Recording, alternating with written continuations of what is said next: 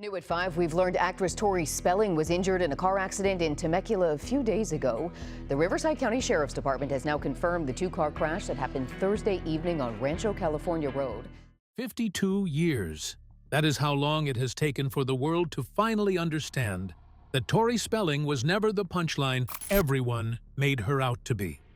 She was a woman whose husband destroyed her in front of millions, a mother who watched from a penthouse while her daughter lived in a motorhome, and a body that kept breaking under the weight of all of it. Tori Spelling's story is not what any of us expected, and it is far more devastating than anyone has been willing to say out loud. The crash that broke the internet. Most people heard the news and felt shocked. Tori Spelling, the Beverly Hills 90210 actress, daughter of the most powerful television producer who ever lived, had just been in a terrible car accident in Temecula, California. It was around 5:44 in the evening on a Thursday before Easter. She was driving 4 of her 5 children plus 3 of their friends, 7 kids in total, when another driver allegedly ran straight through a red light and slammed into them. The Riverside County Sheriff's Office confirmed that deputies arrived to find 2 vehicles with serious collision damage. Everyone was evaluated at the scene. Then 3 ambulances took all 8 of them to the hospital. The injuries included concussions, contusions, cuts, and bruises. No arrests were made. The investigation was still ongoing. What made the internet stop scrolling was not just the accident itself. It was the timing. Just 6 days before the crash, Tori had walked into the iHeartRadio Music Awards and told a reporter from People magazine that she was finally entering her power era. She used those exact words. She said she was rebuilding, reinventing, and taking things to the next level. She said her co-parenting arrangement with her ex-husband, Dean McDermott, was going smoothly, and that she had never felt more like herself. And then a stranger ran a red light. Here is the angle that nobody in the media is focusing on. When Tori steered that SU-5 in those final seconds before impact, witnesses who were on the scene told TMZ that her quick thinking in how she maneuvered the vehicle may have been what saved everyone from something far more catastrophic. The woman everyone has spent 2 decades calling a tragedy actually protected 7 children in the most literal sense possible. She did not fall apart. She acted. But because the world is conditioned to see Tori Spelling as a cautionary tale rather than a capable woman, the headlines were still mostly about the crash and not about the courage. This was also not the first time a car had become the site of her danger. In June of 2011, while she was pregnant with her 3rd child and driving her 2 eldest kids to school, a photographer chased her vehicle for a photograph. She lost control, trying to get away, and crashed the car into a school wall. She tweeted from the scene, "Paparazzi chased me with the kids to school. I was trying to get away from him and had a pretty big accident. Took down the whole wall of school." The photographer got out of his car afterward and still tried to take pictures. School moms chased him away. Tori Spelling has never been truly safe. Not from the world outside, and not from the life she was born into. To understand Tori Spelling, you have to understand Aaron Spelling. And to understand Aaron Spelling, you have to understand where he started. The father who loved with money and nothing else. Aaron was born poor in Dallas, Texas, to Russian Jewish immigrants who had almost nothing. He built himself into the most prolific television producer in the history of Hollywood, with 218 producer credits to his name. He gave the world Charlie's Angels, Dynasty, Beverly Hills 90210, Melrose Place, Seventh Heaven, and dozens more. He was the man who shaped American pop culture for 4 decades, and when he had money, he used it to say everything he could not figure out how to say out loud. He bought the former estate of Bing Crosby in Holmby Hills and tore it down to build what became known as the Manor. It was 56,500 square feet, 123 rooms, 27 bathrooms, a bowling alley, an ice rink, a movie screening room, a beauty salon, 2 gift wrapping rooms, parking for 100 cars. It was the largest single-family residence in all of Los Angeles County. When Tori was 5 years old, Aaron had 8 tons of snow trucked into Los Angeles so she could experience a white Christmas. He did it again the following year. When Tori was 17, Aaron cast her in Beverly Hills 90210. She auditioned under a fake name, Tori Mitchell, but she never deceived herself about how she got the part. Years later, on a podcast, she said plainly, "I know the real deal. I got the job because my dad was like, 'Write my daughter into the show.'"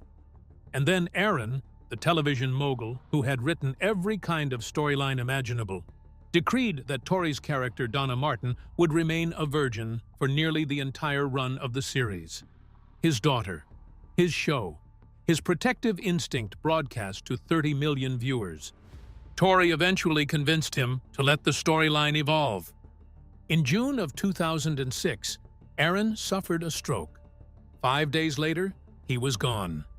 He was 83 years old. Tori was in Toronto when it happened. She did not find out her father had died from her mother. She did not find out from her brother. She found out from a friend who had heard it on the news. When the will was read, Tori and her brother Randy each received approximately $800,000. The rest of an estate worth somewhere between $500 million and $600 million went to their mother, Candy, who was named sole trustee and primary beneficiary. The estate plan had reportedly been changed just 2 months before Aaron died. Alzheimer's disease was listed as a contributing factor on his death certificate. A no-contest clause in the will ensured that neither child could challenge the terms without losing their entire share. On Good Morning America in 2008, Tori recalled the last conversation she had with her father about money.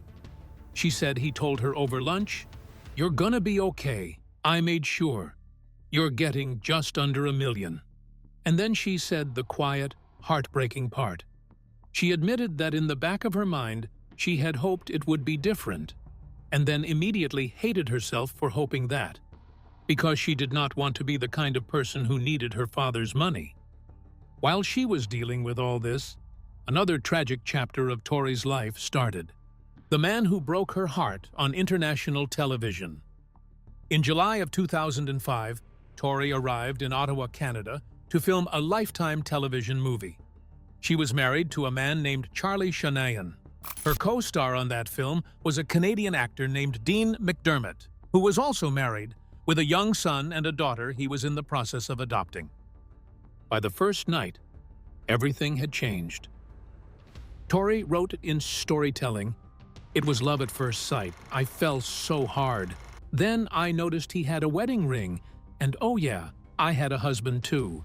She added, "The following day when I woke up next to Dean, I had no regrets." They left their spouses. They married in May of 2006 on a small island in Fiji. 5 children followed over the next 11 years. Liam, Stella, Hattie, Finn, and Beau. Tori poured herself completely into motherhood and into building a reality television empire around their family. To the outside world, it looked like a love story with a happy ending. Then, in December of 2013, the tabloids reported that Dean had cheated on Tori with a 28-year-old woman named Emily Goodhand, who said Dean had told her they had a sexless marriage. Tori responded in a way that only Tori Spelling could. She agreed to film their entire marriage falling apart for a reality series called True Tori, and let the world watch. On that show, Dean said directly, "I was drinking and using substances. I have a brain that wants me dead. That's how the alcoholic mind works and thinks."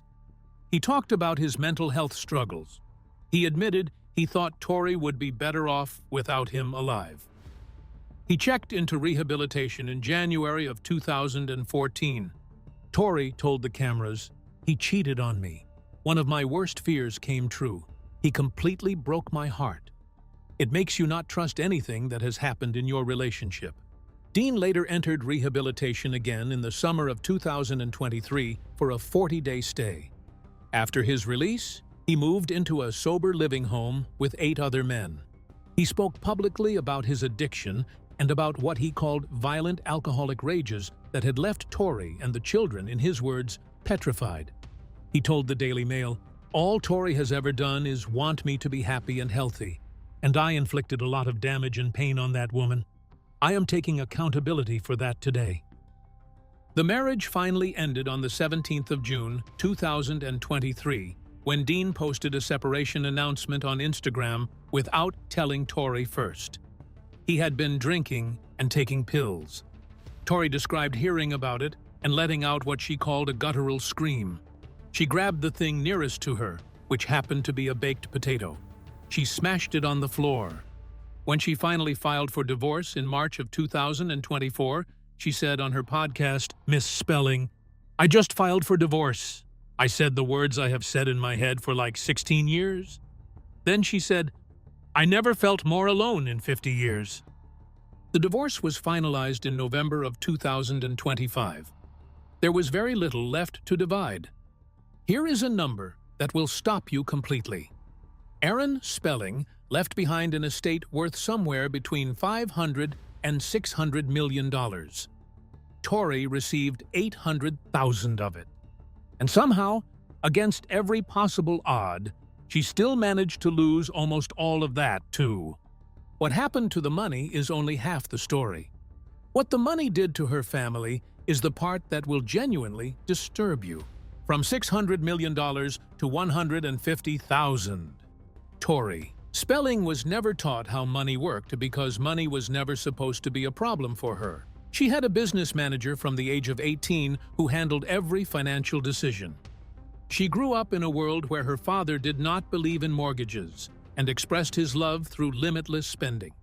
When that supply was cut off, she had no framework to replace it. The lawsuits were relentless. In January of 2016, American Express sued her for nearly $38,000 in unpaid debt. Her last payment had bounced. American Express sued again later that year for over $87,000. City National Bank pursued a judgment over a $400,000 loan. California issued a tax lien for over $259,000. The federal government issued a tax lien for over $700,000. The Internal Revenue Service emptied both her and Dean's bank accounts. By the time their divorce was finalized, they carried a combined tax debt of approximately $1.7 million. She had earned real money. She made $70,000 per episode on the 2019 Beverly Hills 90210 reboot. She had multiple product lines and television projects running simultaneously for years. But expenses consistently outpaced income. The family moved 8 times in 6 years. Monthly rent on their homes ranged from $9,500 to $18,000. An $80,000 storage bill accumulated. Private school tuition for 4 children ran to over $72,000 a year. Through all of it, she refused to declare bankruptcy. When asked why on her podcast, she said simply, "To this day, that haunts me. We have made choices that did not work out." While Tori Spelling was being sued by credit card companies, and while the government was emptying her bank accounts, her mother, Candy Spelling, was living in an 18,000-square-foot penthouse. And the most painful part of that fact is not the distance between their bank accounts. It is the distance between 2 women who should have found each other years before they finally did. The mother who watched from a penthouse. Candy Spelling inherited a legacy and a fortune. What she could not seem to inherit was the ability to simply be there for her daughter when it counted. The foundational wound between them traces back to a single moment when Tori was 12 years old. She asked her mother if she was pretty. Candy told her she would be when they got her nose done. Tori had a rhinoplasty at 16. She wrote in her memoir that her mother had absolutely no recollection of ever saying it. When Aaron died and Candy became the sole controller of the family estate, she did not call Tori. When Tori missed family events, Candy went on the radio and said that Tori's distance from the family was, in her words, what had killed her husband. She blamed her own daughter for Aaron Spelling's death. In 2009, Candy published an open letter on TMZ addressed to middle-aged reality show stars, which everyone understood was addressed to Tori. She wrote that the whining gets tired after a while. She said her grandchildren should not be turned into reality show props. At the time that letter was published, Candy had never met her granddaughter Stella, who was already a year old. The reconciliation finally came quietly in late 2022 through a mutual connection. Tori told a radio host that their relationship was at a next level she had never experienced before. She posted a birthday tribute and called Candy the strongest woman she knew. They texted every single day. It took them 20 years to find something ordinary. The mold, the RV, and the campground. In the summer of 2023, the daughter of the man who built a 56,000-square-foot mansion was photographed hanging laundry on a line outside a motorhome at a campground in Ventura County. It happened because the mold inside their Hidden Hills rental had been building for 3 years without anyone fully addressing it. In May of 2023, Tori posted on Instagram asking if anyone knew a mold lawyer in California. She wrote that the house had been slowly killing her family and that her sons Finn and Bo were so sick they were sleeping all the day away. Skin rashes, respiratory infections, months of her children suffering inside a home that the landlord had apparently done nothing to fix. The family evacuated. They stayed at a friend's home. They spent nights at a roadside motel. Then they arrived at the campground with 5 children and a Sunseeker motorhome. Tori posted photos of lawn chairs and sunsets and wrote that as long as they had each other, they had everything. When school started in September, her daughter Stella was immediately bullied. A classmate walked up to Stella and asked if she lived in an RV park. Tori recounted this on her podcast and said her daughter told her, "People already talk about us at school. They know you, and they know the family, and they read the press." The detail that nobody gave enough attention to was what happened when Tori tried to find a new home. A real estate agent accidentally texted her instead of a colleague, and the message described her housing inquiry as a bizarre situation. When Tori identified herself, he described her circumstances as amusing. She posted the text exchange publicly and wrote that she held out hope that people led with kindness. The woman, who once grew up in a house with 2 gift-wrapping rooms, was being mocked by the man she needed to help her find an apartment. In September of 2024, she competed on Dancing with the Stars and was eliminated in week 2. Before she left the stage, she turned to her children in the audience and told them they could do anything they put their minds to. She meant it. At 52, Tori Spelling has been cheated on publicly, financially gutted by lawsuits and tax agencies, left out of a $500 million will, almost killed in 2 separate car accidents, poisoned by mold in her own rental home, and photographed in a bathrobe at a campground. She is still standing. She is still recording. She is still driving her children to school. That is not a cautionary tale. That is something else entirely. That is what it looks like when someone refuses to become what the world decided they were. Tell us in the comments what part of Tori's story hit you the hardest, and whether you think she has ever truly gotten the support she deserved. We want to hear your thoughts.